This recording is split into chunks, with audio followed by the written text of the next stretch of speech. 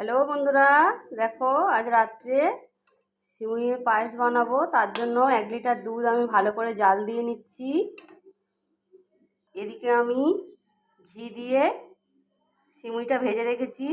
এখানে কিছুটা কিশমিশও আমি ঘি দিয়ে ভেজে রেখেছি। দুধটা ফুটে উঠেছে, এবার আমি এক এক করে সব দিয়ে দেবো।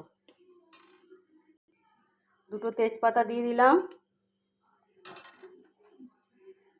2-3টে থেতো করা এলাচ দিয়ে দিলাম, সামান্য একটু লবণ দিয়ে দিলাম। যে কোনো মিষ্টিতে একটু লবণ দিলে ভালো লাগে। এখানে আমি 1 বাটি চিনি নিয়েছি, সেটাও দিয়ে দেবো। আমরা একটু মিষ্টি বেশি খাই, তার জন্য 1 বাটি চিনি দিলাম। যে যেরকম খাবে সেই রকম দেবে। চিনিটা ভালো করে গলিয়ে নেব।